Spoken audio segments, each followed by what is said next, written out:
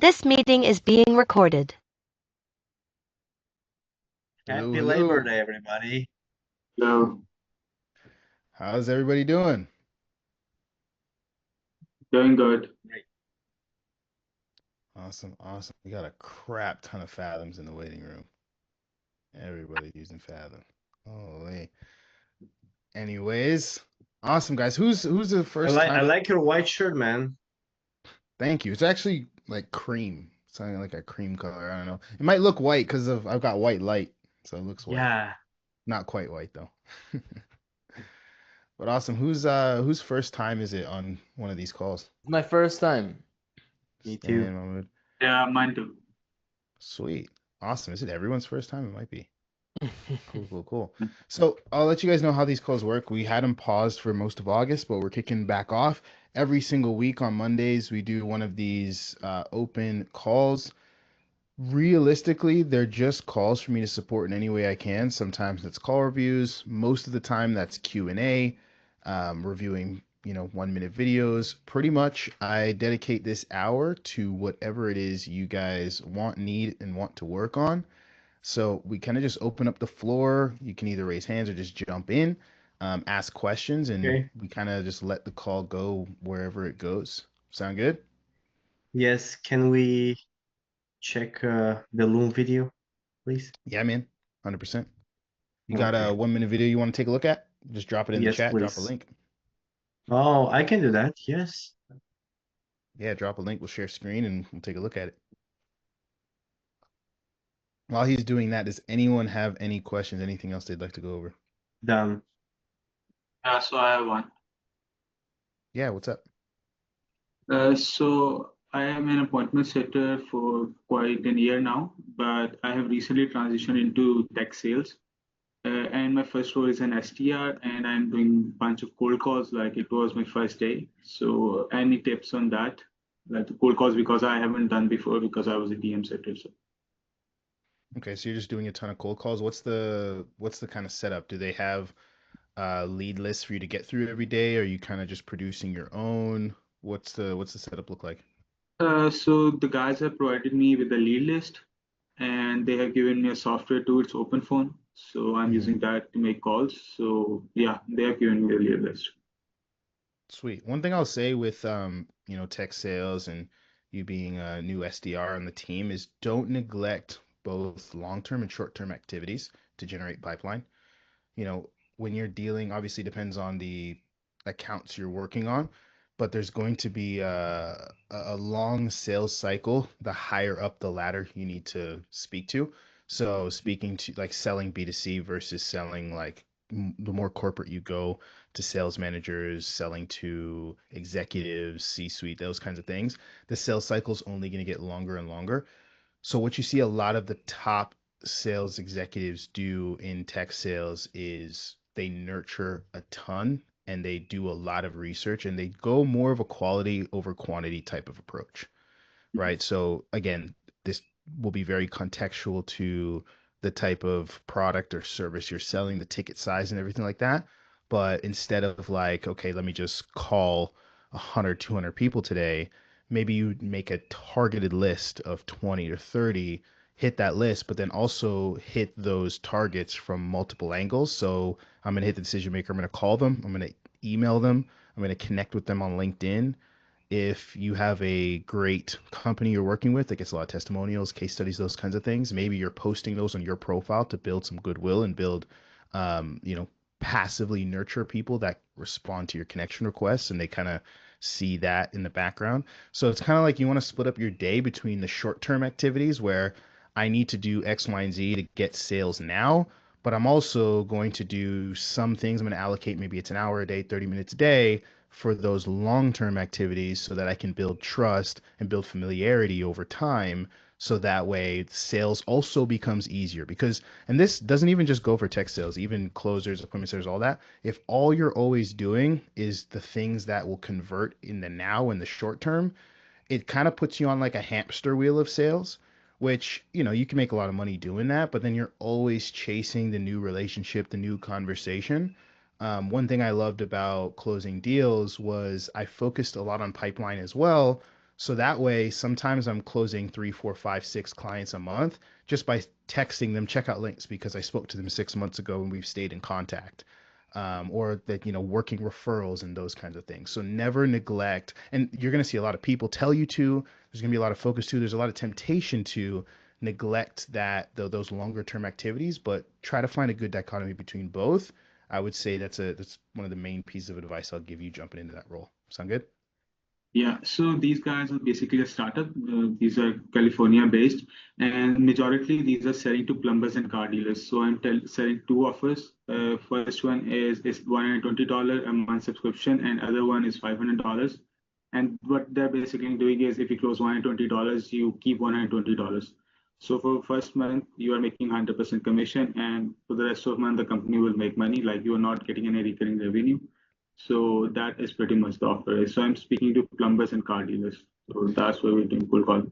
Yeah, and plumbers and car dealers, like there's a lot, like that's a hugely referral based business as well. So Mhm. I would like every single person you close, I would milk it for as many referrals I can get as well. So plumbers know a lot of other plumbers. You know what I mean?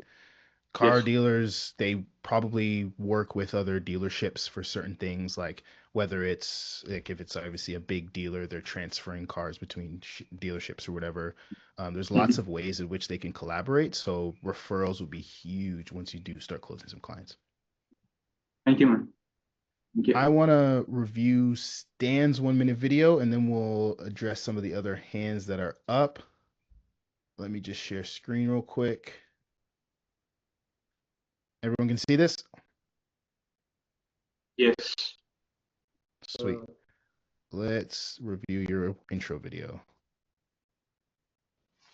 Quick question. If your most skeptical leads could become qualified appointments without pressure, what would that allow you to focus on? I'm Stan Deutschev, and I have to think about it into let's do it using question-led discovery and close with confidence. This year alone, I invested over $43,000 in advanced training like NEPQ and high-ticket remote sales because great conversations create great pipelines. My method is simple. Clarify the real problem, quantify the impact, and lock in the next step that proves value. That's how I keep up deals moving. And fun fact about me, I'm certified personal trainer and I treat pipeline like training. Consistent reps, clear metrics, and steady PRs. If you want a rep who shows up prepared and asks sharp questions and closes deal with confidence, let's set up the targets and build up the plan to win. My information is down below. Okay, not a bad video, not a bad video at all. One thing you always want to look at, I'll talk about kind of the look is good, the setup's good, lighting's good, everything like that in terms of like just location and all that stuff, solid. The one thing I would say is it took us 20 seconds to really talk about, like for you to start selling yourself. The beginning was you asking a question. Unique way to start it, not a terrible way. I just think it dragged on a little bit too long. And the reason why is because out of all of the times I've ever watched recruiters watch intro videos, I've never seen them get past 20 seconds, maybe like once or twice. So they usually are listening to the first 10, 15, maybe 20 seconds and they usually make their decision from there. So what I want you guys to think about when you make these intro videos is what can I do or what can I say to spark interest in that first little bit, right? Now, usually what this is, if you do have any kind of sales background history or track record, usually it's the numbers, it's the facts, it's the data. If you don't have that, then you're going to have to pretty much just utilize what you can about transferable skills and reasons why you'd be a good fit and why they should care to, continue watching the video. So first thing I'll ask you, Stan, is this like your first time jumping to a sales role or do you have prior sales experience? So I started with solar door-to-door in Arizona, and then I found an offer working for a marketing agency. It was a startup, and I was doing that for 2 months. I couldn't close a single person, and my mentor told me to find a more established offer with a proven sales process because this startup they don't have like any revenue. Mhm. So And what about, because so you didn't close any deals there, so maybe you don't want to use that, but I'm assuming you did some deals in door to door. yes. Okay, so I would use that revenue just as a way to hook them in. You want to have some kind of hook, right? Like if Hmm. I'm looking at this and I'm like, hey, why should I bring this person on as a salesperson? Anything that you can use to hook that attention, revenue is the best way. So in all of your years door to door, you have to say, okay, what's the sexiest number I can throw? So maybe, I don't know if you're doing high ticket or low ticket, but like what was the revenue generated versus like what was the units you sold? What about those two numbers? What did those look like? $430,000 total for revenue for Hmm. 8 months period. So one account could be from $20,000 to $100,000. Usually Okay. between 20 and 70. So if we go back to your video, and let's listen to what question we asked to kick it off.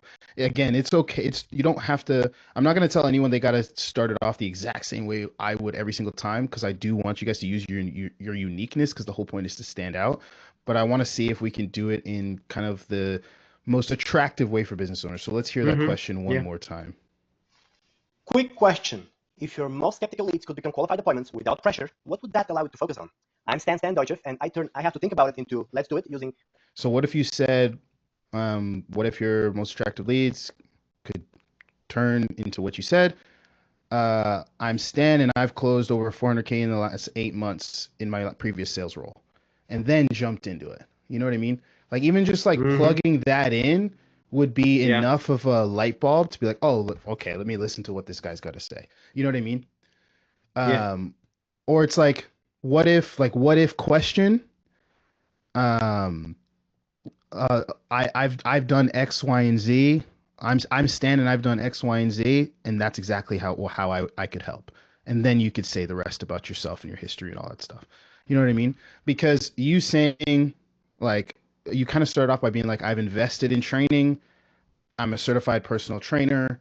None of that was as interesting as the as what you told me about closing over 400K in 8 months. Even though it wasn't Mm-hmm. remote high ticket sales, it was still high Yeah. ticket, just wasn't remote. When there's so much transferable stuff I from was there. setting appointments. I wasn't closing deals. Either same way, same thing, Okay, right? it doesn't matter. You were Sure. still part of the sales process, and it still Yeah. sounds better than just I've invested in XYZ training because I guarantee you every single person on this call says they invested in something in their intro video. So it's Well, not yeah, going to but differentiate nobody you, here, I you can know? assure you, invested over almost $50,000. I've heard more. I've heard more. And it's like Yes. and that like it's not as enticing as you think, right? Yeah, yeah, yeah. It doesn't matter how much you spend, it matters how much you bring. Yeah, Because makes you could have sense. spent 50K on one crappy coach. Yeah, You know, you true, never know. true. Um, cool. And That's the change I would make I'm here. here to learn from you and everybody. So yes, I will definitely um take that advice. Sweet. Well, that's the change I would make primarily to this one. Try to Hmm. front load it with stuff that is super interesting, which would be the facts and data that prove that you either have sold or can sell, right? Yeah. So I would front load it with that. Um, Hmm. I know James, you've had your hand up for a while. What's up, man? Hey Ty, yeah, appreciate you doing this, man.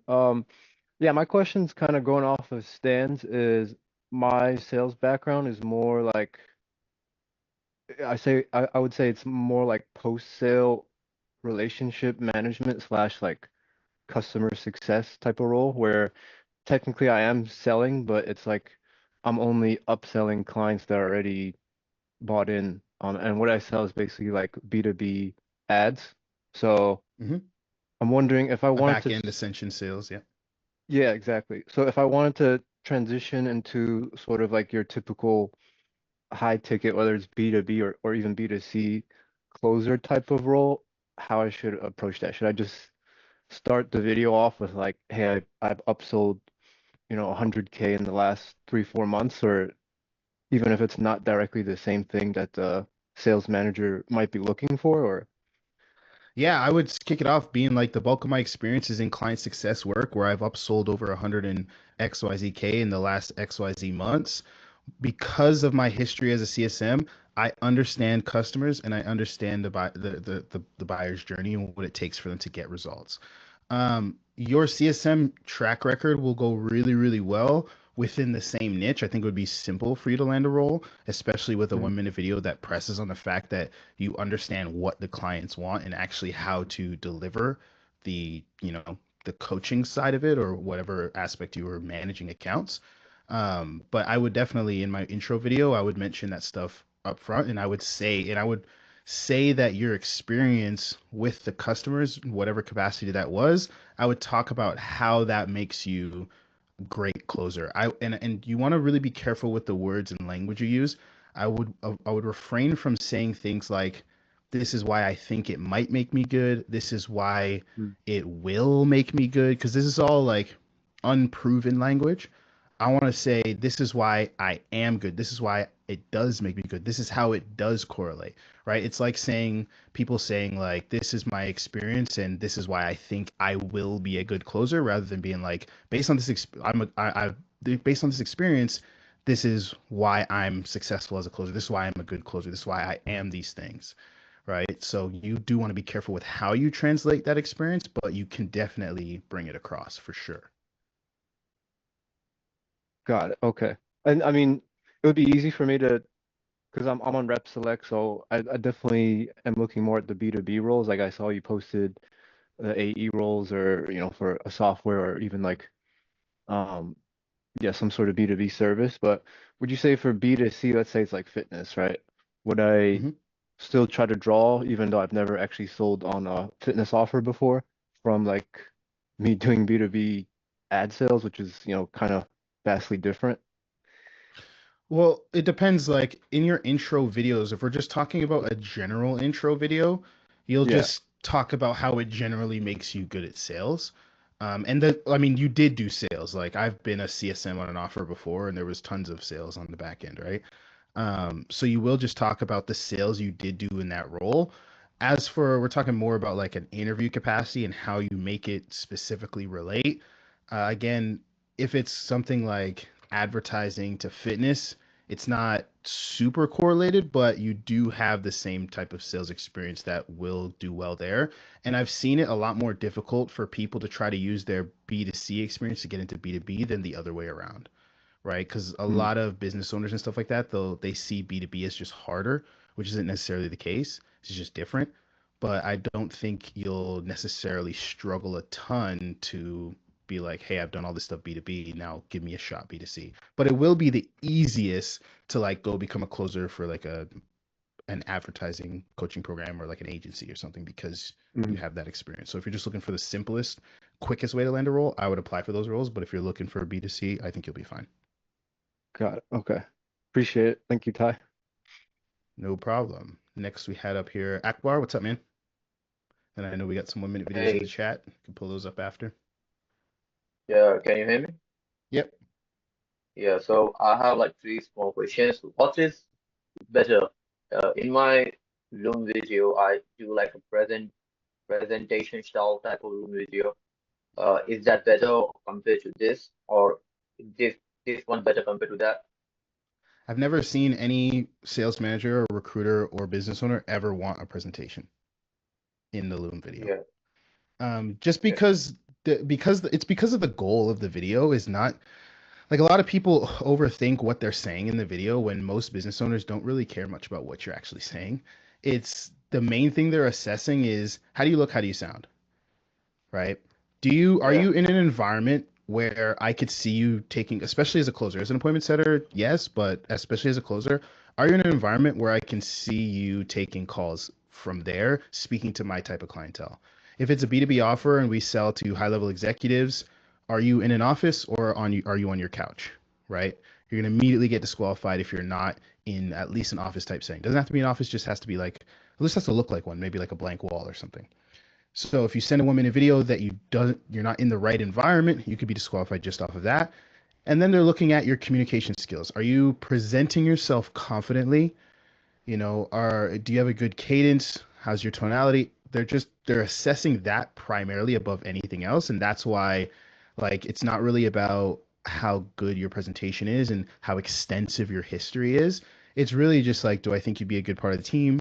Do they talk well? Do they look good? I'll give them an interview. That's really what it boils down to primarily. The rest is all just trying to get a 1 to 2% edge. Mm, okay, so I have like two small questions of this.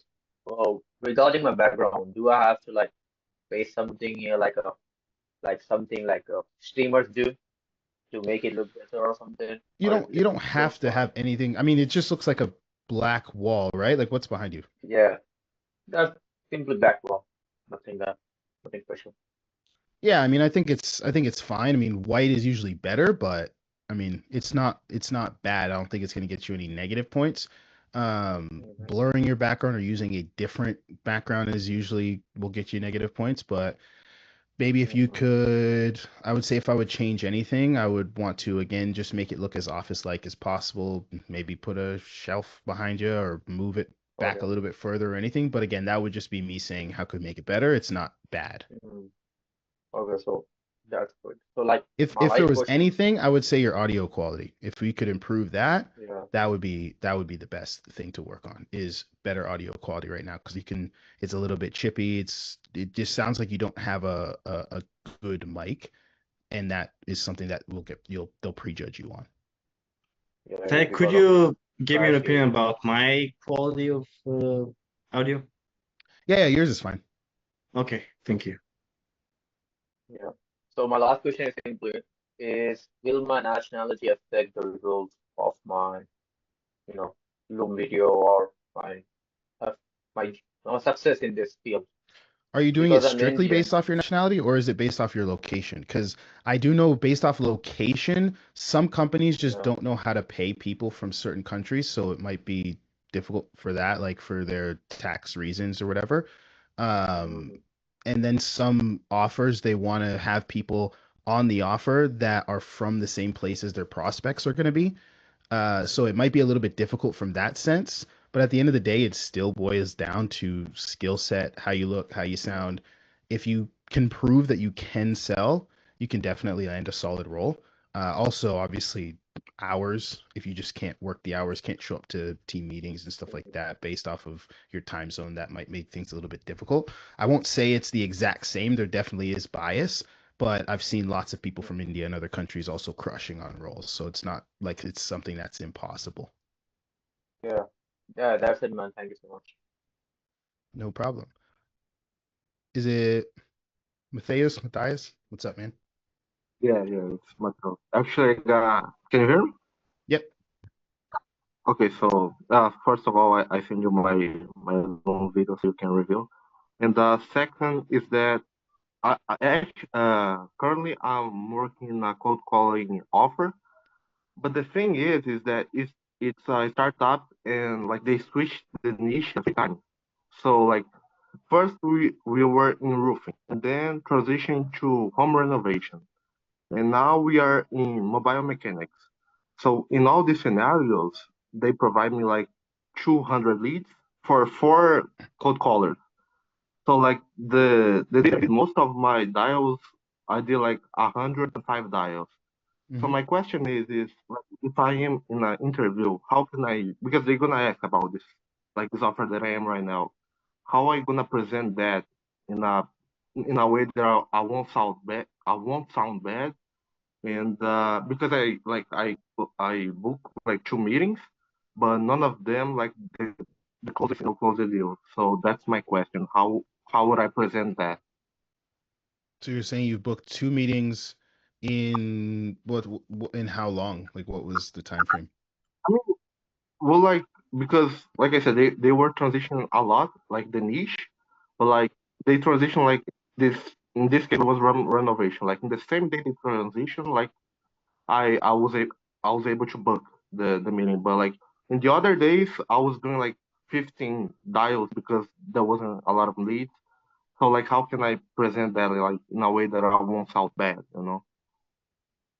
Well, I mean, if you don't have anything good to say about the offer, you don't really have to present much about it at all, you know? I mean, so like, is this an offer you've been on for a week or two? Like, give me more context around what you've done there. Well, let's complete like one month like this week, like 4 weeks total. Okay, so you've been on there for 4 weeks, and how many dials have you made total? Total, I would say like 300. And then you booked 2 meetings? Yeah. Okay, so I mean, your numbers like aren't horrible in terms of output to the results, but it's not really a big enough sample size to necessarily um, be a big negative on your track record. It's not like you've been dialing on there for 6 months and getting no results. You know what I mean? It's like you've only been there for a month. So you can say I have some experience on this offer. I just wouldn't go into the interview kind of blaming the offer, being like, "Oh, I'm on this offer, but they keep switching the niche, or they don't give me enough leads," or just kind of present your experience with it. If they say, "Hey, do you have any experience with setting?" and that's the only experience you have, you could say, "Yeah, I've been on this offer for the last month, and I've done X amount of dials. I've set 2 appointments," and you can go from there. But I don't think it's necessarily something that's a huge issue on your track record because you're not really working there full time, you know? So, Yeah. I mean, you also don't have to use it a lot. Like there's lots of people who work at places for a week or two or a month or two and it's not on their resume because they didn't really fully get into it. You could just kind of omit that if unless it's totally necessary, they're asking specifically about it, you know?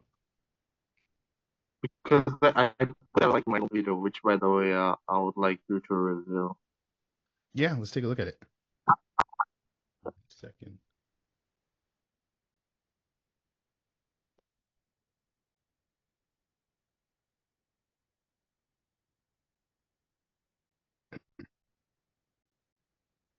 What's up, team? Very nice to meet you through this phone. So, a little bit about me. My name is Matheus. I'm 20 years old, based in Brazil. And I'm excited to be your next setter. So, my background in sales started during the pandemic, where I was selling candy on the street. And that taught me a lot of persistence, how to handle rejection face to face, and build rapport quickly with people. And right now, I'm working an outbound offer specifically for the construction niche. And I'm the top performer of my team. I'm making over 100 plus cold calls per day and on average, I'm booking 2 qualified meetings. This role is giving me both the real experience and the confidence into moving for a setting position. And I've studied top frameworks of the big players like Straight Line System by Jordan Belfort and NPQ by Jeremy Miner. So that's it. I'm really excited to potentially become your setter, and I'm looking forward to see the next steps. So the only one thing I'll say in terms of quality overall, camera quality, stuff like that looks good. I would update my audio quality, so get a better mic for this, just so it sounds a little bit crisper. In terms of what was actually said in the video, it sounds like you were trying to make the construction video or history that you have sound as good as possible, but you also want to be careful not to make it sound like it's something it's not. So, I mean, based off what you're telling me, it doesn't sound like you're consistently doing 100 hours a day. It sounds like you did a total of 2 sets, when in this video, it kind of comes across that you're doing 2 sets a day because you said I did 100 hours a day and I'm getting 2 sets. So if that's not the case, and then they bring you in the interview and they ask you about the opportunity, and then you tell them what really is the case, they're not going to hire you based off of they might feel like you're not being truthful with them. So I would be very careful with that. Um, in terms of like overall, I would say like in terms of bringing up that opportunity, if you did want to use it, I would probably talk about the amount of dials you have and tie it to your work ethic. If you're like, you could say, hey, on the opportunity I have with this construction company, I've done more than 300 dials in, I don't know if you did like a lot at the beginning and then tapered off because of leads, or was it like you're only doing like 10, 15 a day and you've done 300 in the last month? What does that look like in terms of that opportunity? Yeah. So like in the beginning they provide me like 300 leads, so like I did most of it in the beginning. And like Like in after the first they day, and the second day, and the third day? so after they changed the niche, so But what I was it like? couldn't How long did it take you to get through the 300 leads? I would say one day, two no Okay, no actually it was 2 days and a half, I would say. 2 days. Yeah. So I would just, the way I would use it in my 1 minute video, I'd be like, I'm ready to work. On the offer I'm on right now is a construction niche. They gave me 300 days and I got, or 300 leads, and I got through it in the first 2 days. You know what I mean? Um, Oh, that's how I would do it. That's how I would bring it up in the 1 minute video, just to use it as a way to show work ethic. Other than that, you did mention other sales. I think you said door to door, kind of like what we talked about with Stan. I would bring up any numbers that you could from there and use that as my history. And then for people that don't have a ton of sales experience, what's important is, I'm just gonna mute it for a second because I think it's echoing. What's important when you don't have a ton of sales experience is to have something that you can point to where you showcase that you can sell, because you're dealing with kind of, you know, three things: how you look, how you sound, and your track record. If you don't have the track record piece, all you're dealing with now is you better look better than everyone else and sound better than everyone else. The fourth piece that not many people really talk about as part of like the application process is the portfolio, right? And if you don't have a track record, your next best friend is going to be a portfolio, which is just examples of you selling. Because you have to think about, what does a track record do? It's proof that you can sell because you have sold. And that's what business owners are looking for. They're like, how do I know you can sell something? And you can either do that by being like, hey, this is how much I've sold, or you can say, look at my sales skills, and based off of their assumptions of what they see, they'll be like, yeah, this guy or gal can sell, right?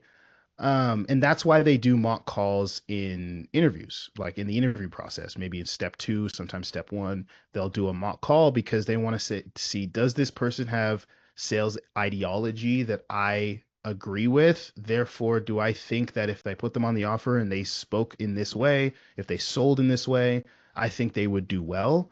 Well, if you don't have a track record to prove that those kinds of things, because you've sold stuff before, you can sort of do that with a track record, or sorry, not with a track record, with a portfolio, which is clips and examples of you selling.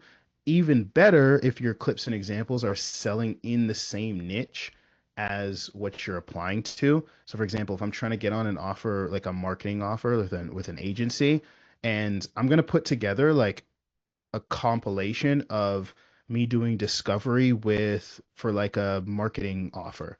I'm going to put together some examples of me pitching different marketing services. I'm going to put together examples of me handling objections from the perspective of, a marketing offer. And then I'm going to put that together, use a Google Drive. I mean, that's why I have like the Rep Select profile. You can put it on there, where whatever you're putting it on. And then in my intro video, if I don't have a huge track record, I'm going to do the best I can with the look, the best I can with the sound. And then I'm going to point them at the end of the video as kind of like a CTA of where they can learn more about and see my sales skills. So I'll end it off by being like, would love to jump on a call and showcase my skills, see if we're a good fit for each other. You can also click below. I sent you examples of me pitching, examples of me handling objections, and examples of me doing a discovery. Go ahead and watch that and see if I can sell. Like, you know what I mean? That you do a call to action to show them where they can learn more, because you don't have the proof of, hey, I've done 1 million, 10 million cash collected on XYZ offer. Now, you can get away with not having anything at all, just having the track record if you do. But for the people that don't, which I know a lot of people getting into the space don't, that's your best next thing is that track record piece. So that's what I would add to the end of yours. I would say, like, introduce myself. I've done XYZ sales and door to door. Using those skills and that experience has helped me crush remote closing. That experience has helped me become a better closer. To further hone my sales ability, I've also invested here and here. I have a ton of work ethic. I'm ready to set as many appointments as I can. I jumped on with a construction opportunity, and they gave me 300 leads to work with. And I got through them all within the first 2 days and set 2 appointments. I'm looking forward to seeing how I can, set appointments for your company as well. Here's where you can find more examples of me selling and setting appointments. Great if you had like live calls of you setting those construction deals. Maybe you do, maybe you don't. Looking forward to talking more. And like that's the kind of framework I would go through with that video, with the experience that you have. Does that make sense? Yeah. Do you think that I should more deep into this door period, like where I was selling candy and these things, or I didn't catch that. What did you say? Sorry. you think? Do you think that I should go more deep into this door experience that I had? The long video. Not deeper necessarily, but just like you just have to, I would just list the accomplishments. Another thing that a lot of businesses are looking at are, do you have a history of winning no matter what you did? Like, do you have a history of being a top performer? Like if I was doing door-to-door sales and I was the top performer, like that says more about me than just can this person do remote sales. It's like if you were a top performer at every company you've ever worked at, the odds of you being a top performer here, even though it's something you don't have an extensive experience in, are likely because you have the traits that it takes to put in the work to be one of the best on the team because you've always been one of the best on the team. You're used to that. So it's like they're looking for a history or a pattern of accomplishments and winning, right? Winners win no matter what it is they do. So I would portray that if you have any of that experience or door to door. If you were top of the team, top 5, top 2, top 3, depending on the size of the team, if you did the most units, the most revenue, if you had the highest close rate, like I would talk about those things. Whatever kind of metrics or accomplishments that you can bring to light. It's the same thing like when I'm setting up my profile and RepSelect, or if I'm putting my resume, people don't really care about like your job description in your resume and the specific tasks you did. They just care about the accomplishments. Like if you wanted to have like a killer resume, it would be job, accomplishment, accomplishment, accomplishment, accomplishment. And not just personal accomplishments, but accomplishments where you contributed to the overall company winning. Like if you were a part of the team doing record numbers that quarter, that month, that year, I would put that as an achievement, under there, yeah. So for example, it's like, I think it was James was saying he was a CSM, if they had a record low month for refunds, chargebacks, or cancellations or churn or whatever metric they used, I would put that there. I would say like, lowest month ever in company history for churn. Like stuff like that just shows a pattern of winning and good performance, So that's what I would pull from that door-to-door experience. Yes, thank you, Ty. Really helped me a lot. No problem. Xanthi, what's up, man? So hi, Ty. So I prepared 3 questions here. So Mhm. First is, let's say I can't message the recruiters on LinkedIn because the process that I understand you've taught before is choose a pipeline in the RepSelect platform or a job, then find these companies on LinkedIn. Then let's say I can find a recruiter there. Should I network with all the employees in the LinkedIn that shows the number or who their employee is for the Yeah, so you're saying company? like after you find a job opportunity, if you're gonna go and connect with them on LinkedIn and who should you reach out to? I just saw Stan in the chat. He said all of them. All of them, sure, but if we want to be most efficient, I would just reach Yeah. out to the ones that are relevant to the position, like all of the sales reps on the team. All of the, if the bigger the company, if they got like an HR department, sure. Obviously the CEO, founder, the smaller the company, the better chance you get a response there. If there's a sales manager, 100%. You don't necessarily need to like reach out to like the marketing person or whatever. But yeah, I mean, if I'm looking up a company and I can't find who the sales manager or the founder is, and I don't see a recruiter, but I see like people that are on the sales team, well, guess who'd be able to tell you who's in charge of the sales team? The sales reps, right? It's like I would reach out to the sales reps. If it was a team I really wanted to get onto, yeah, Stan's right. It doesn't hurt to just reach out to all of them. If it's like, because everyone should have that list of dream companies as well, where guys are crushing way more OTE than you are comfortable with. It's like if there's a team where I'm like guys are doing 50, 100K a month, 50K a month, whatever number that I'm trying to hit, I would do, that's where it's just like whatever it takes to get on the team. If you have to reach out to everyone in the company, then that's just what you got to do, right? But if I'm talking about just pure efficiency, everyone that's involved with the department I'm trying to get on, and you could usually find sales reps. Like sales reps aren't hard to find because they're trying to put themselves out there. They're trying to be found, right? They're usually open to connecting, open to getting on calls, open to talking. They're the last ones that are usually gonna ghost you in terms of just reach outs because that probably happens to them all the time, right? So yeah. Yeah. So let's say I chose someone who I'm gonna reach out to.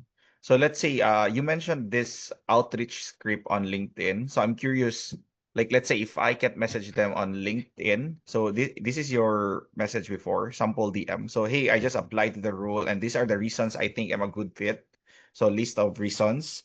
And Mhm. here's a little bit about me so you can see a little bit about my skill set. Then send the rep select profile, then Mhm. just follow up them. So I think for LinkedIn, you can go direct with that, right? So let's say I can't message them on LinkedIn because of like the rule there, like third degree of connection, something like that, because I can't message some people there. So I'm Mhm. thinking of messaging them on Facebook. So should I go direct or just build rapport on my DMs? Like how would you do it? I mean, it depends on who I'm reaching out to and why, right? I mean, it's always best to engage a bit before reaching out if it's a big company. I mean, the chances of you getting it are higher, but again, also if you're trying to get a job as soon as possible, like that post that you talked about, that script is specifically for a open job opportunity, Yeah, right? yeah, So if there's an open job opportunity, I'm not going to wait a week of engaging before reaching out because the job's probably might be gone. You know what I mean? yeah. So if there's an open job opportunity, I'm going to reach out directly. I'm going to say, hey, like you said, just apply to the role, XYZ, everything else there. But if it's just like, hey, I know this is a big company, I don't see any openings that they've posted. I Mhm. know this is a company I want to work with, though. That's when I'm going to engage with their content for maybe a week, 2 weeks, build some goodwill, and then reach out and connect with them. Probably not that exact same message because, that message is for a open job opportunity, but I would touch base and reach out after a week or two of engaging with that person's content. Yeah, okay. Thanks for that. And let's say it's just a closer that you've seen on Facebook. So how would you go with a conversation like from opening to asking if they know someone that's hiring for setters or closers? Well, again, it's all context. I wouldn't say like I wouldn't just ask a closer, "Hey, do you know anyone that's hiring?" If I'm Yeah. reaching out to a closer, it's because they're on a team I want to be a part of. So I'm just gonna ask them about their company, right? Ah, Because sabot. again, if you're just like, "Hey, do you know anyone that's hiring?" It's like, not like, there's not much benefit in just asking that question. Um, if I saw them on a good team, I would say, "Hey, saw you work on XYZ team. How long have you been there?" Oh, I've been on the Oh, team for about 5 months. Oh, awesome, man. I was on XYZ team. How is it closing for them? You know, okay. like just get into a conversation and then you can ask to be like, oh, do they have a sales manager or do you guys get to work directly with influencer or whatever? You know what I mean? Like, Wow. oh no, we got a sales manager. Be like, oh, cool. Who manages the team? Oh, this guy, sweet. Like, you know what I mean? And then you could keep asking questions and be like, oh, do you guys bring on new guys often, whatever? Or once you have the manager's name, you could just reach out directly to the manager if you want to. You know what I mean? Wow. Yeah, thanks for that. And yeah, makes sense now. And what are your thoughts? Because I'm looking to send 100 personalized looms for this week, but I was also thinking like it's gonna consume a lot of my time. So do you think that's a good strategy if you are looking to land a role within a week or 2 weeks, like making personalized loom for 100 different people that you're gonna No. do network outreach to? Unless Okay. there was like personalized looms are reserved for like I don't want to say dream offers because that could be super rare, but I would say just like really like good opportunities, you know? Like I would save personalized looms for good opportunities that like have a team, reps are crushing, like, you know what I mean? That's when I Yeah. would get more personal. If I can't really see that from the outside looking in, I would probably send my general loom and go from there. I wouldn't try to make 100 custom looms and send it to everyone. Like that just doesn't seem very efficient. The most efficient thing you could possibly do is is build really good relationships with recruiters. That's the best thing because that's like one to many. You know what I mean? One recruiter probably has access to 10 to 20 different offers at any given time. So the first thing I would do, like if I was just plopped into this industry today, step one, get in contact with every single recruiter at the major companies that recruit. Because if I talk to 10 recruiters, I've probably been assessed or put in front of, or at least thought about in regards to 100+ businesses right there.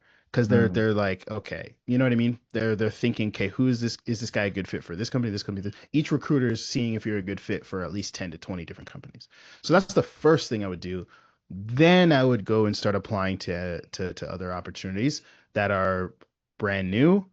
And then I would apply to old opportunities as well, because companies are always willing to hire a talented rep. So I wouldn't, like, a lot of people, they say, oh, I applied to all the jobs within the last 7 days. And it's like, well, there's tons of companies that are still looking for talent, even though they posted their job opportunity like a month ago, 6 months ago, 3 months ago. Don't just ignore those opportunities as well. That's kind of like the order I would go. But even just like how I said, for those of you that were here at the beginning of the call, it's like in sales, you're balancing your short-term actions, your I want result now actions with your long-term actions. Same thing when, if just like the interview process and looking for a job, you have short-term actions and long-term actions. Short-term actions being just applying to jobs directly, reaching out directly, shooting DMs. Your long-term actions are building your brand, building your network, engaging with other sales managers in the niche you want to work in. Those things are kind of, and again, just like how I said, for sales reps, it's easy to just skip over and be like, it's not going to give me results, forget about it. But in the long run, that's how you get tons of opportunities. Opportunities are coming to you inbound. People are recommending you to opportunities, and getting roles is easier because you have a little bit of a brand behind you. So then when each application goes further, right? So that you got to be able to balance both activities, short term and long term. Yeah, so recruiters, new job opportunities, then old job opportunities. That's the hierarchy of priority for you, right? In terms of my short term actions, yes, those are like, what's gonna encompass my, like how I said, you have the short term and long term. That's what's gonna encompass my short term activities, and reach outs is gonna be those three sources. And then obviously, once you feel like you've tapped out a lot of that, you can either just keep reaching out to those kinds of opportunities, but then there's also just looking for companies in general. You'll find there's tons of opportunities out there just by looking for companies in general, not necessarily waiting for the ones that post job ads. Yeah, thank you. Bye. No problem. We're going to answer Tyrone and Jordan, and then we'll take a look at some of these 1-minute videos that are thrown in the chat. I'm not sure if Jordan's still here. I think he jumped, but I know we have Elisa. I know you posted one, so we'll take a look at yours, as well as Abdul if he's still here. Not sure if he's still here. Cool. Tyrone, what's up? Cheers. So it's just a couple questions. One of them being, obviously, I haven't got any sales experience. In terms of my background, I've been mainly playing sports over the last few years. I've got my own sports coaching company, but that's more face-to-face type sales. So it's nothing remote based. So obviously, when I come across this opportunity, I thought, it's not something I've ever done before, but it's something I feel I could be good at. How should I lean on that in a 1-minute video to kind of grab a business's attention, even though I might not have 2, 3, 400,000 in revenue generated for a company or anything like that? How could I lean onto my actual skill set a bit more, and especially like you said, in the first 10-20 seconds? So if we go through it, you said you have your own sports coaching company. Yeah. Tell me a little bit about that. So yeah, go ahead. No, sorry. So I started up about 18 months ago, and it's literally private coaching, football coaching, 1-to-1, 2-to-1. I've got it like advertised over social media, so I have like a social media page on Facebook and Instagram. I do it alongside obviously playing sport myself, and it was more of a thing that I was interested at the time. And then as time's gone on, I've kind of thought, I'd like to get into sales, because I actually prefer that side of things actually compared to what I was doing myself. But yeah, it's just obviously, per hour, you get paid per hour. We're doing block sessions. one-to-one, like a basketball camp, if you have that over in America and Canada, like Mhm. soccer camps, that sort of thing. And how many people have you worked with in that company in the last 18 months? I'll probably definitely over, say, around, I'd say 50 to 60, 50, 60, probably in that time period. And obviously you've got your regulars and then people maybe monthly or weekly. Is But it I'll probably 50 or say 60? What do you think? bang in the middle for like 55. 55? Okay. Yeah. And then what other experience do you have? In terms of sales, that, in my opinion, that would probably be it. Like I said, I've played professional sport growing up and now playing semi-professional. So that's literally Professional, what you all said I've done professional is, football? yeah, When you say football, do you mean soccer? soccer, Okay, yeah, yeah. yeah. Okay. How long do you play professional football for? 6 years. So I came into semi-professional about 3 years ago. Okay. Um, what else? Anything else you think you could utilize? I've been doing on the side when I started up my sports coaching business. I actually went into a few schools originally looking for coaching opportunities, but actually got into mentoring.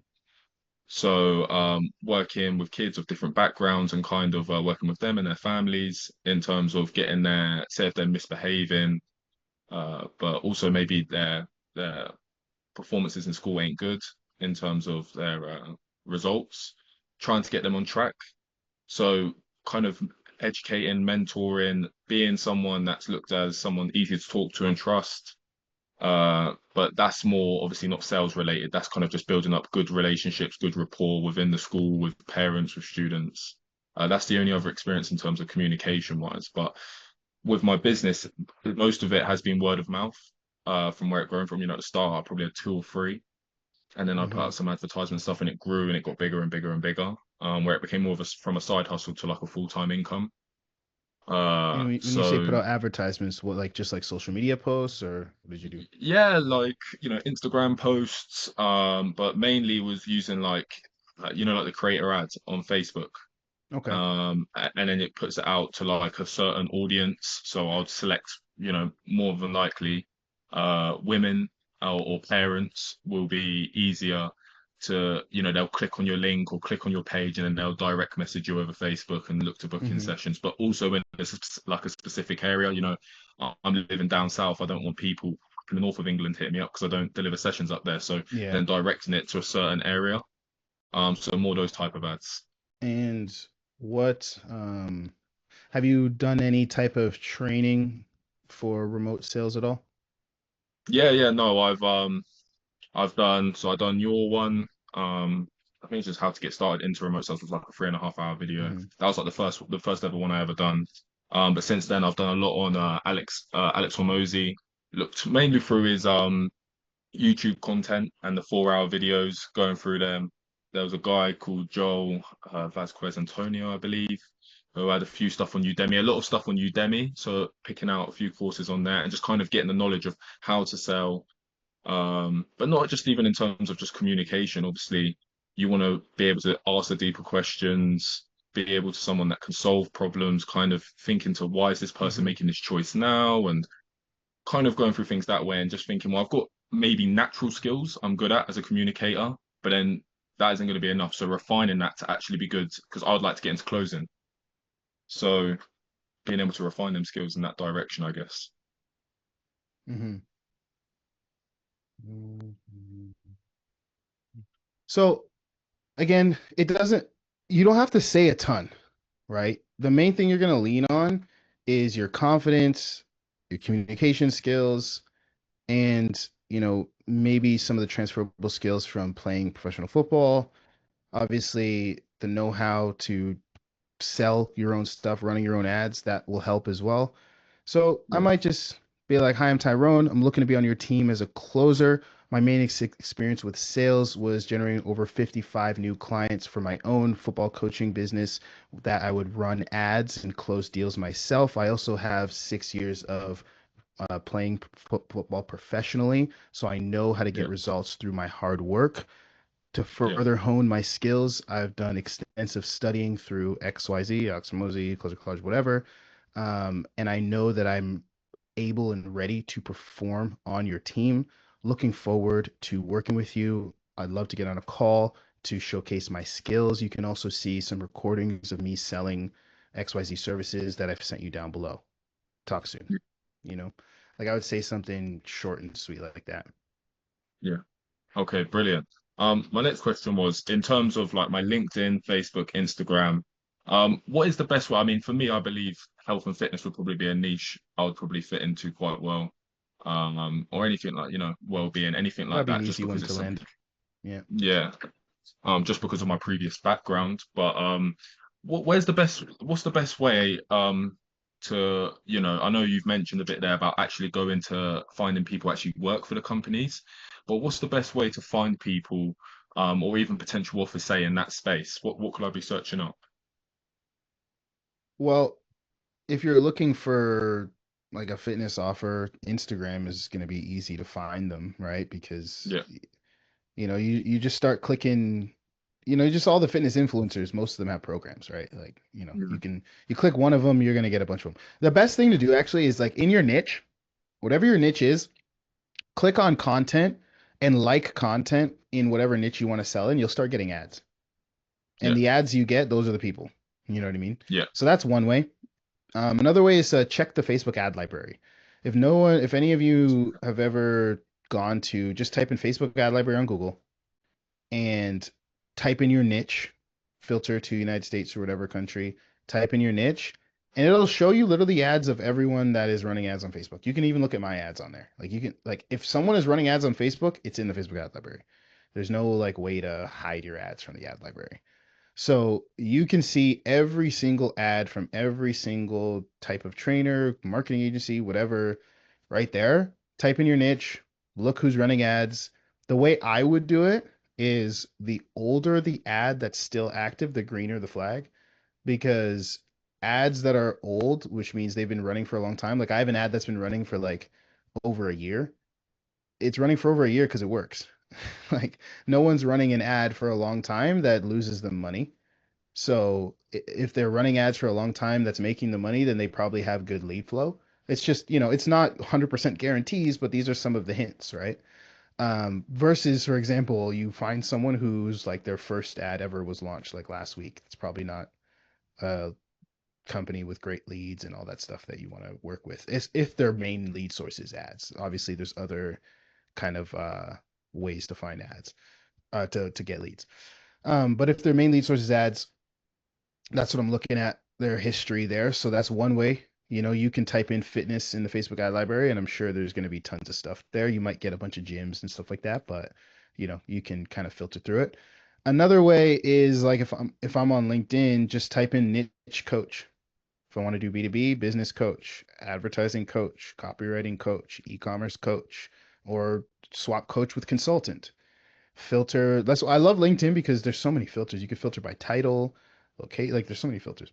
Filter by, founder. This one thing, CEO and owner. Mostly CEO, you get bigger, more corporate-y companies. Founder, you usually get kind of like the smaller solopreneur type of companies, right? So that's one way. If I'm specifically looking, there's also directories. If I'm specifically looking to work with a marketing agency, there's a directory like Clutch.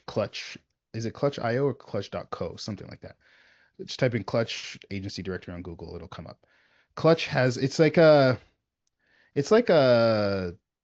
Google reviews or like list of marketing agencies. So there's hundreds of thousands of agencies delivering all types of services on Clutch, and you can filter by company size.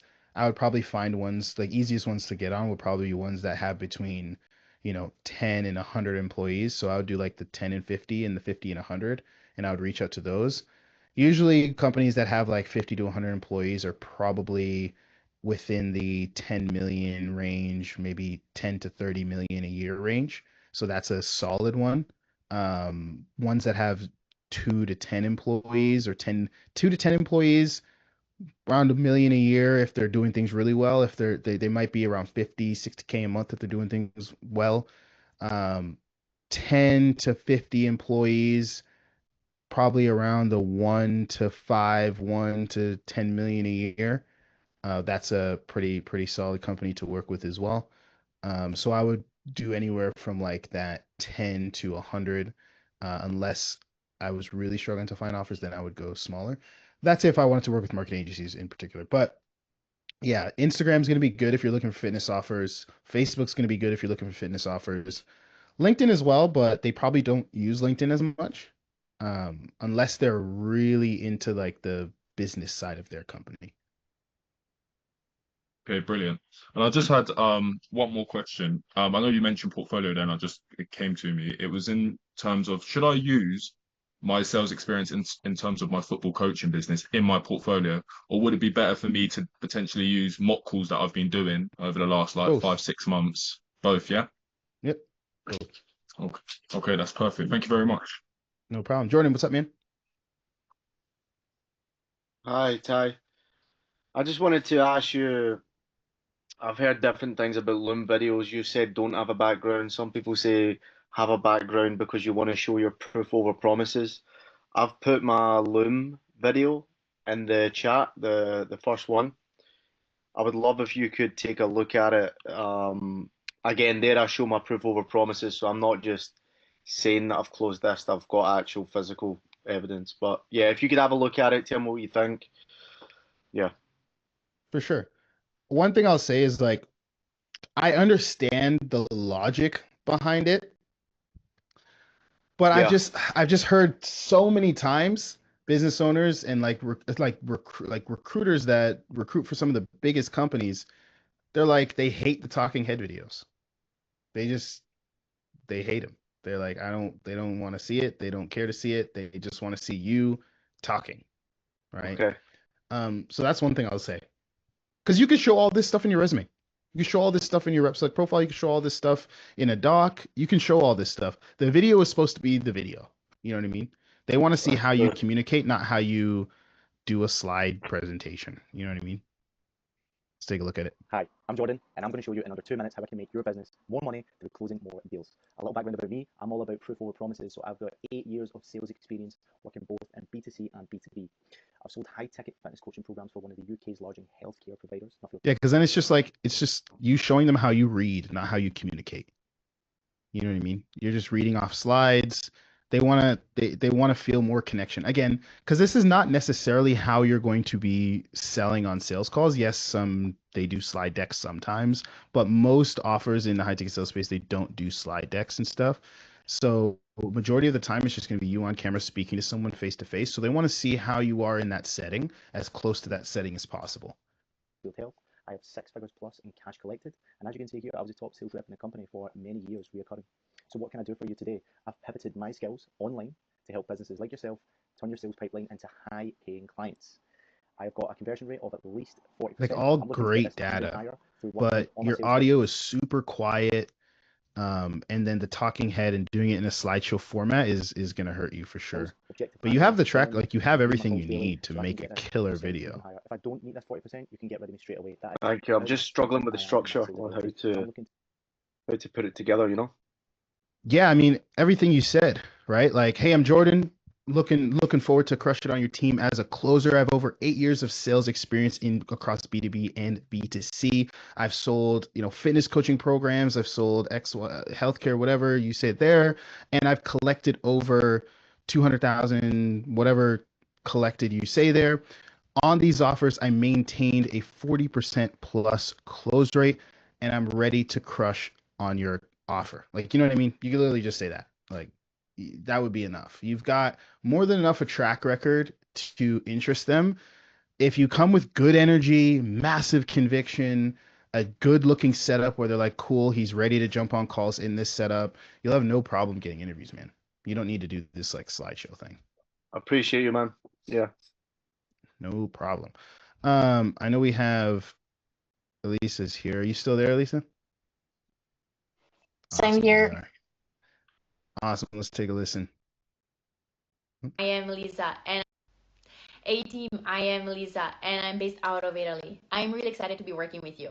I have experience in customer service management and I've been a cold caller for 2 different marketing offers over the past 6 months. I was consistently dialing over 100 calls on a daily basis to super cold traffic, pushing as much volume as possible. While I gave it everything I had, the lack of strong backend systems and lead quality limited the impact that I could make. That's why I'm applying to a new role.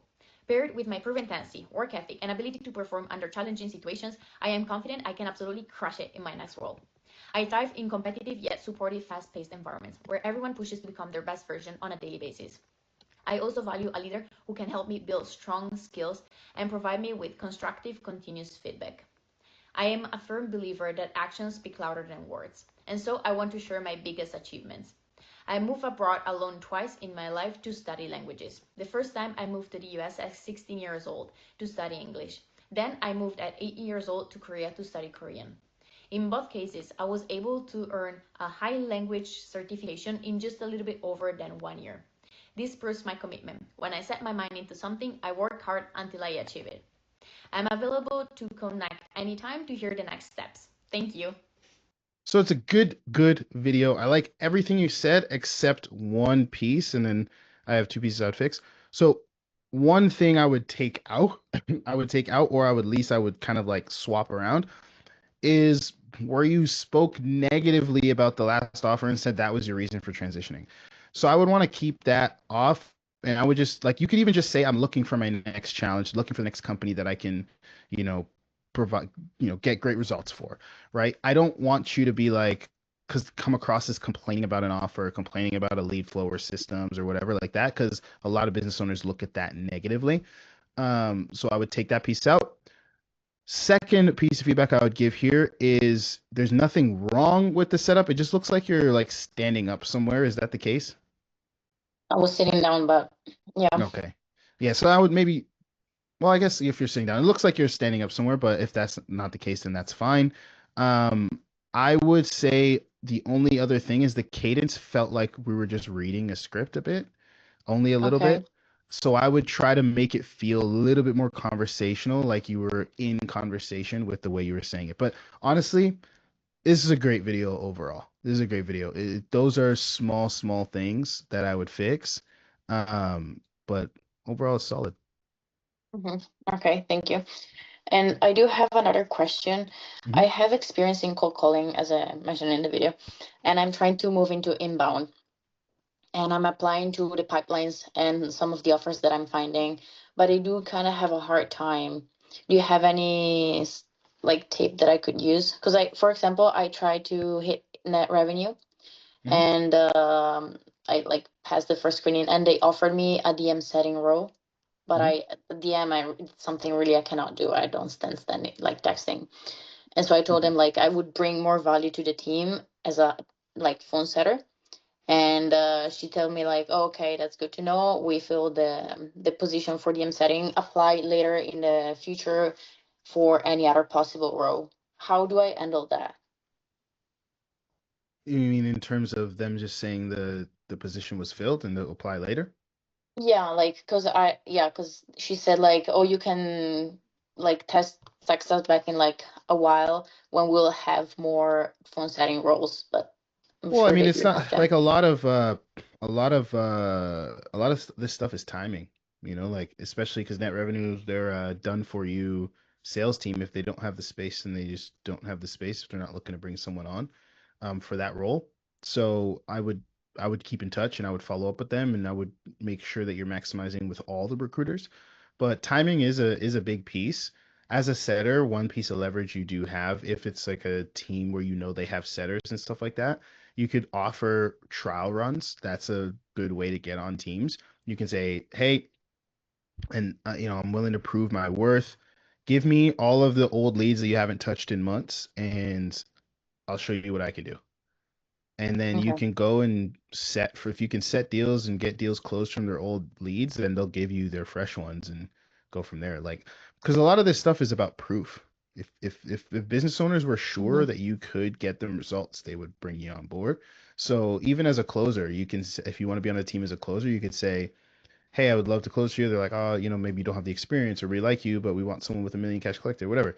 I would literally just tell them, I'd be like, hey, let me let me self-set and close your old deals, and then if I close them, you can give me your inbound calls. Like, you know what I mean? Just make a deal like that Mm-hmm. if you're struggling to land an offer with a bigger company. That's a good way to get on companies that are big because leads are expensive. Inbound calls are expensive. So proving it is going to be your best way possible. With a recruiting company like that, yeah, all of the recruiters hit them up frequently. And it's not like don't with net revenue, they're done for you teams is a little bit different. With other recruiters, they're usually posting new roles all the time, right? Those companies, you want to every role that you like that they post, talk to them about it. Because what a lot of people do with recruiters, and I know this is a little bit different from what you were asking, but hopefully I already answered the question. But what a lot of people do is they apply to like a recruiting pipeline, and then they get in the pipeline, they do the interview, and the recruiter either gives them an interview right away, or they say, hey, we'll hit you up when there is an interview. Whether they do an interview now or one later, whatever happens, that's usually like the last time they talk to a recruiter, unless the recruiter like just comes out of nowhere and hits them up with something. And the problem with that is you guys got to realize these recruiters have hundreds, if not thousands of people every month coming into their pipeline. And the odds of that, even if an offer came across their table next week that was perfect for you and you were a perfect fit on paper, the odds of them specifically remembering you are so slim. So don't be afraid to like hit up a recruiter every other week or every month about a different offer they're posting. Don't like Okay. definitely do that because, for example, I talked to Joel Ellister from I can't remember what his company's name is now, but I was talking to him. He's one of the big recruiters there. I think it's not Nomadic Closer. It's it slipped my mind. One of the big recruiters. He's got 50,000 reps in his pipeline. When I used to work at Closers.io with Cole Gordon, I could see was in the pipeline. There was over 100,000 reps in there. So like when these recruiters are Okay. like posting opportunities, let's say you're like, oh, I already interviewed with them 2 months ago. They're not remembering you. They get like, I remember Closers.io, they were getting 7,000 to 8,000 new reps a month in the pipeline or something for a while. It was like, they're not going to remember you because you interviewed 2 months ago. Like, you know what I mean? So Mm-hmm. every single offer they post that you like, hit them up again, hit them up again, hit them up again. You'll get an interview every time if you hit them up in the right way and you build a good relationship. So don't be afraid to do that. Make sense? Okay. Yeah. Awesome. Thank you so much. No problem. Amir, what's up, man? What's up? I posted a 1 minute intro in the chat if you're able to check it out. For sure. Let's take a look.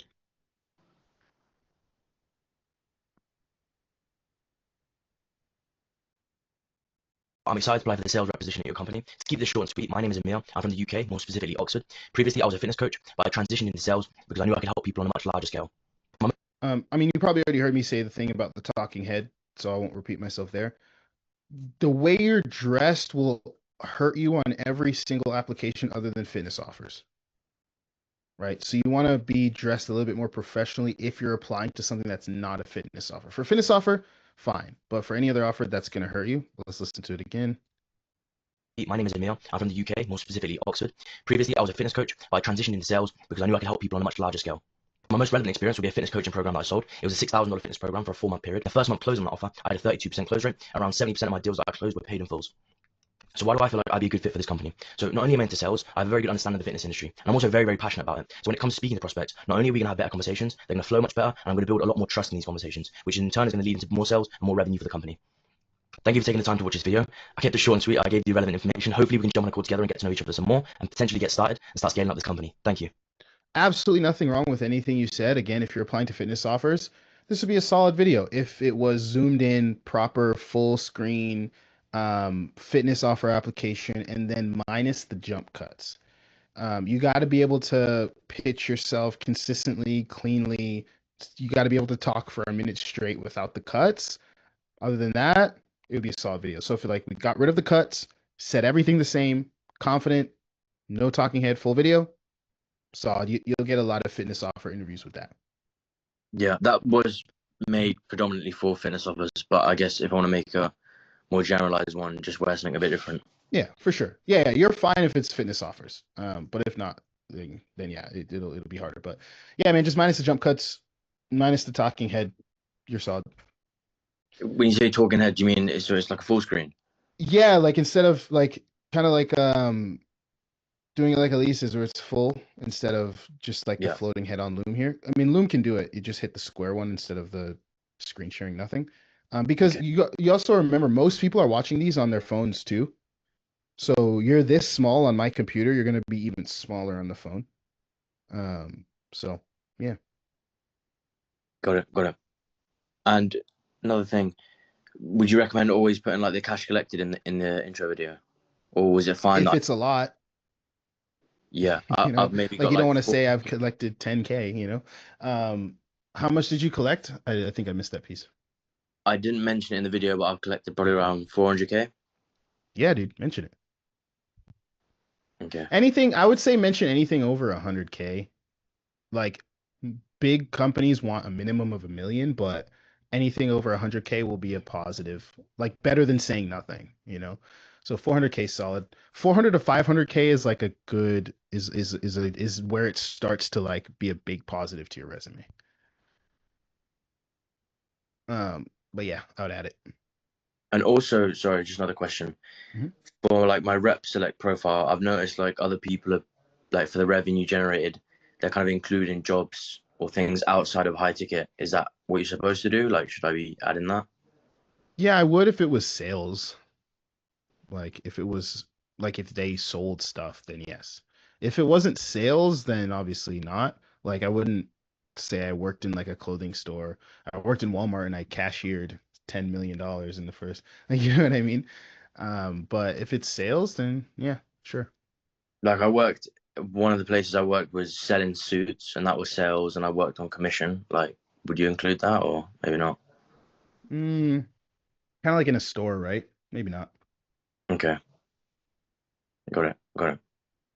Yeah, like door to door events, you know, tech sales, remote tech sale, like that kind of stuff, sure. But I wouldn't do like clothing stores, that kind of stuff. Even like couches, if you're really actually maybe not. I don't know. I mean, at the end of the day, there's no 100% right or wrong with it. It just comes down to will the business owner take it more seriously or not, which, you know. So I wouldn't 100% be against it, but yeah. I would Okay. still say that you did some sales if you did generate some good revenue there. You could still put it like in the description of when you have it there. I would still add the employment history. Okay. Appreciate the help. Thanks. No problem. Tyrone, what's up, man? It's just a quick one. In regards to what Stan said in the chat, would advanced sales, like advanced sales training, I know that can't be a negative, but is it a necessity in terms of looking to sound good on your portfolio and resume and stuff to have that? Does it help the portfolio? Yeah. Yeah, it would definitely help the resume. I mean, that's the thing though. I wouldn't invest in something to help the resume because it's not going to make such a big impact that it's worth whatever you invest. Like, I wouldn't go drop Yeah. 5 or 10K in a sales coach because for the sole purpose of putting it on the resume, right? Like, Yeah. you invested it to help you fast track the process, improving at sales, improving your interview process and skills. That is where it's worth it. Maybe it improves your applications by 10%, 1%. That really comes down to the business owner and how much they value whatever coach, right? Like for example, I've had people apply for stuff and the coach is like, I know Ty, so I like his stuff. Therefore, chances of them getting hired on that offer was higher. But if Yeah. like if you're applying for a job where they don't know any of the people that you paid for training, like they're not gonna care. You know what I mean? Yeah. No, I appreciate that. Thank you. No problem. Dante, what's up, man? Yeah, so for the Rep Select profile platform, so there's jobs there, right? And I click apply this job and it says like I already applied for that job. So how can I be notified if I'm gonna get an offer from them or what? Oh, you mean where it says like already applied when you scroll down? Yeah, so I'm kind of confused with that. So I click there and it's included in my pipeline section that, yeah. So how can I be notified if I'm gonna be shortlisted with a job for an Oh, I interview or what? mean, so you do get notified if they view your profile. It's in your notifications. Um, when Mm, it comes to, I mean, like they gotta reach out to you. Like if they never hit you up, then they don't hit you up, right? But when you apply to a job, if they like you, they'll shoot you a message or reach out to you. They'll either shoot you a message on the platform or they'll, give because like they'll give you a call, give you an email. When you apply, they can see your email, so they'll reach out if they like your application. So most likely I did that right. Like click the apply job button on the bottom part, then that's it, right? Like if they're already if If the if it says we've sent the business owner your profile, yeah, yeah, yeah, yeah. then yeah. If it's like that means they've opted to not have like an external application link to where you fill out stuff. It's just solely on platform. Then yeah, your Mm, whatever is on your reps like profile is what gets sent to them. okay. So you just got to make sure your profile looks good and is filled out because that's what gets sent to the business owners in that case. And I know it doesn't give the contact link for those business owners, but I would still take their name, take the business name, and I would still search them up on LinkedIn and do the same thing, reach out to them off platform, and try to get in touch with them. Yeah. Thank you, Ty. No problem. Any final questions before we jump? I think there is one more intro video here. Abdul, let's take a look at yours, man. Let's take a look here. You still there, Abdul? Yeah, I have. Thanks. Can Awesome. you hear Let's take me? a look. Yep. Let's take a look. Ah, I have a couple of things. I have been at ticket sales since April. Before this time, I have little sales experience selling the $15 info products online, and I made $250 from interacting with 120 people in just 4 weeks. With that beginner luck in sales, I take a copywriting program to learn about what really drive people to kind of buy stuff. Currently, I am mastering appointment setting, doing daily mock calls, and learning from great guys like Yash and Andrea in the APAT team community. I have also attached a link of my mock setting showcasing my ability to book quality qualified lead for your closers to close.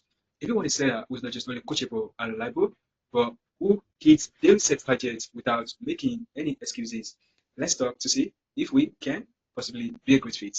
Thank you for your time and see you soon. Bye bye. The main thing is it's a little hard to hear you here.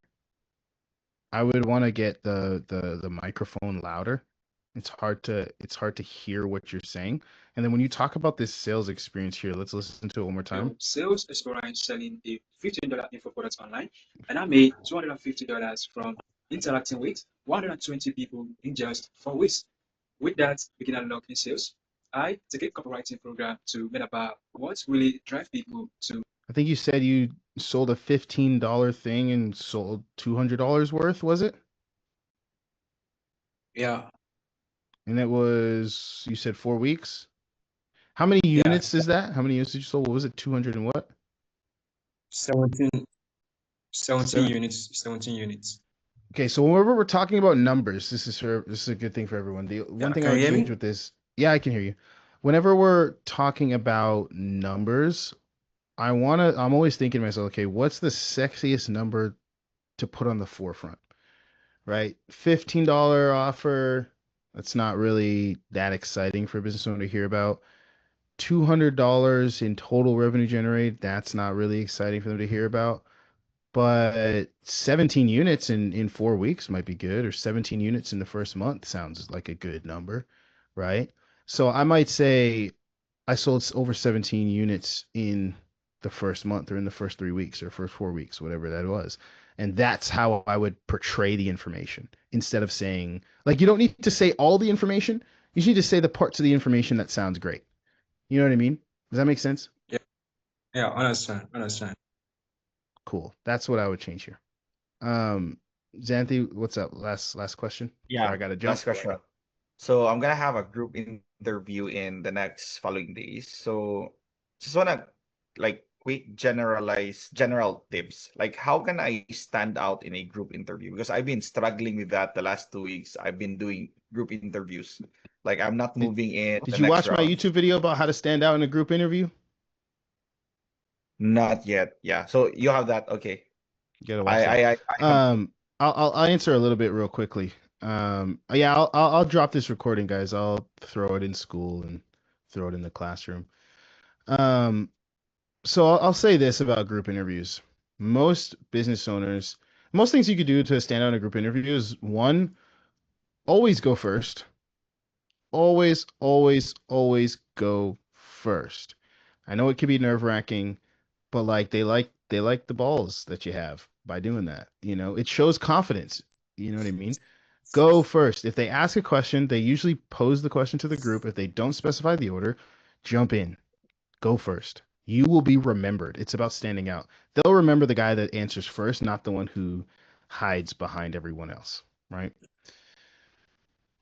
Secondly, keep your answers short and concise. 2 minutes. Not 1, not 3, 2 minutes. Right? There's a good book on, how to answer interview questions and how to pass interviews, and it talks about 1-minute answers are considered usually unprepared. 3-minute answers is usually when you get into too long and rambling territory. 2 minutes is the sweet spot. You want it to be short, concise, to the point, and direct. Answer the question and say no more and say no less. What else? Stand out interview questions. You can stand out a lot by asking great questions. Ask good questions at the end of the interview. Watch my video on how to pass interviews. That is a free training video. If you go into the school, into the classroom, and you go to there's like I think it's like the second course. It's like called Rep Select or something. I have a free training video on how to answer interview questions. So go through that. Yeah, repselect.io-sales jobs. It's in there in the classroom. And then watch that YouTube video on passing or like on group interviews and stuff. There's some good info. There are 3 ways to stand out in a group interview, and I think I just talked about 2 of them. But yeah, that is what I would do, dude. Watch those 2 videos. You'll get a ton of info. But primarily, man, answer first, ask great questions, and keep your answers concise. Thank you, Ty. Thank you. No problem. Hopefully, everyone got some value from this call. Hopefully it was helpful. We're going to be doing this every single Monday. So if you have questions, if you need help, come out every Monday at 4 p.m. Eastern. I'll see you guys next week. Bye-bye. Thank you, Ty. Bye. Later.